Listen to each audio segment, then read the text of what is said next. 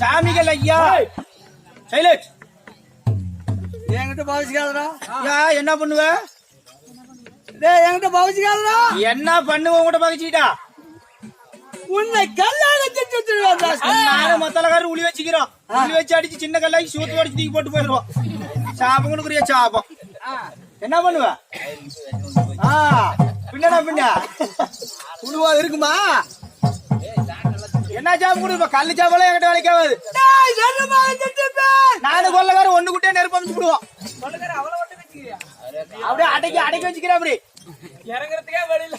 எப்ப என்கிட்ட பாவசிக்கிட்டியோ அவச்சிட்டியோ, எப்ப என்கிட்ட எதிர்வாதமா நீ பேசணியோ, அதனால தக்க தருணம் நல்ல சமயத்துல இந்த பொருள் உதவாது போட்டு போல.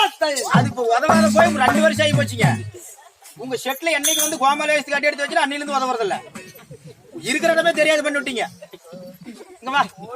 இந்த சாபம் எல்லாம் குடுக்குறியே, நீ எப்பேற்பட்ட ஆளுன்னு முடிவு வேணாம். நான் எப்பேற்பட்ட ஆளு தெரியுமா? எனக்கு சாபம் கொடுத்தவங்க எங்க இருக்கிறாங்க தெரியுமா? இப்ப நீ சாபம் கொடுத்த மாதிரியே தான் மேச்சேரியில ஒரு 90 வயசு இட்லி கடை கிளவி எனக்கு சாபம் கொடுத்தான்.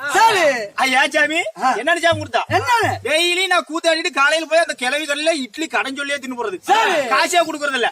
அதான் இன்னைக்கு தரேன், நாளைக்கு தரேன், அப்படி தரேன், இப்படி தரேன் ஏமாத்தியே தின்னு போட்டேன். ஆனா அப்படியே தின்னுங்க, கடை 500 ரூபாய் கடை ஆகி போச்சு. ஆனா கடை 500 ஆகி போச்சு. அன்னைக்கு ஒரு நாள் இட்லி திங்கலாம், அதே கிளவி கடைக்கு போறேன். ஆனா கிளவி இட்லி போட மாட்டேங்குது.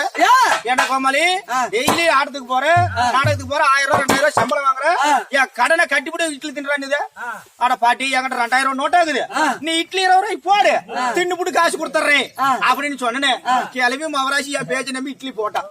நான் தின்னுபுட்டு காசு கொடுக்கணுமே, காசு கொடுக்கல, மயிறு கொடுக்கலையும் போறேங்க. உடனே கிளவி கோவம் வந்து என்ன கூப்பிட்டு சாபம் கொடுக்குது. ஏண்டா கோமாளி, என்ன டெய்லி இப்படியே ஏமாத்தி சொல்லிவிட்டு இட்லி தின்னுட்டு போறியே, என்ன ஏமாத்தினால பாரு, நீ ஏதோ லாரி பத்தில தான் அடிப்படி சாவ அப்படின்னு அந்த கிளவி எனக்கு சாபம் கொடுக்கு. சரி, இந்த கிளவி சாபம் நம்ம மசர புடுங்குதா அப்படின்னு சாபத்தை வாங்கிட்டு வீட்டுக்கு போயிட்டு பரிச்சாமி ஒரு மாசத்துக்கு முன்னாடி அதே கிளவி கடைக்கு ஒரு 9 மணிக்கு இட்லி திங்கலான்னு போறேன். ஆனா ஏதோ ஒரு பால் வண்டிக்கு அந்த கிளவிய கடையோடு போயிட்டோம்.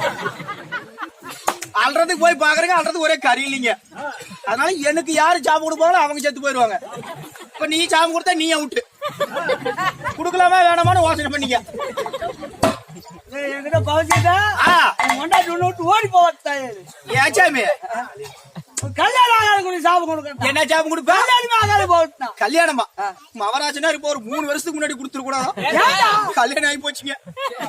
கல்யாணம் ஆகி இந்த மாரியம்மா புண்ணியத்துல 3 பசங்க எனக்கு. 3 வருஷத்துக்கு ஒரு வருஷத்துக்கு ஒரு பசங்க சாமி பெத்து போறது. 3 வருஷத்துல 3 பிள்ளை பத்தின.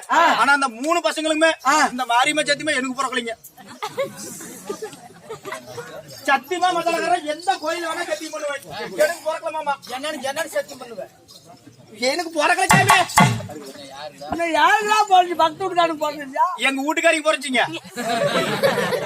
இப்ப நானா குழந்தை பேக்க முடியும்?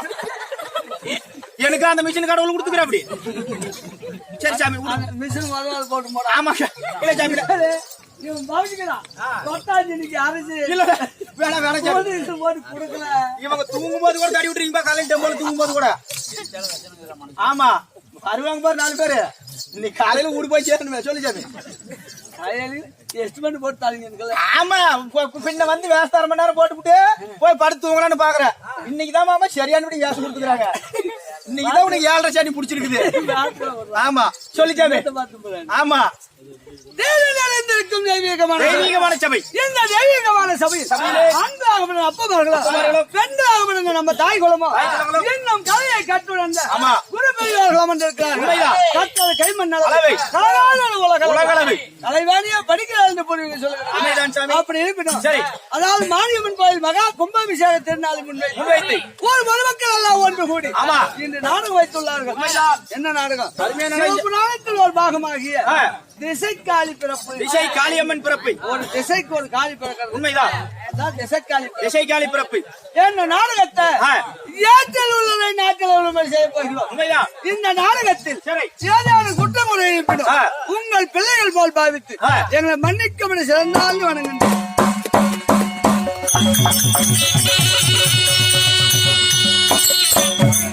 கடவுளே பேசாருங்க. என்ன தாயா தூக்குன்னு இருக்கிறாயோ? சத்தம் போட உட்கார. சொல்லி சாமி. என்ன சொல்லுச்சு? இல்லைங்க, என்னமோ தூக்கு, குழந்தைய தூக்கம் என்னமோ சொல்லிட்டு இருக்குது பாவம். சொல்லுங்க. கெட்டப்பட வராங்க. இல்ல சாமி, சொல்லி சாமி. நீ யாரு? நான் யாரு?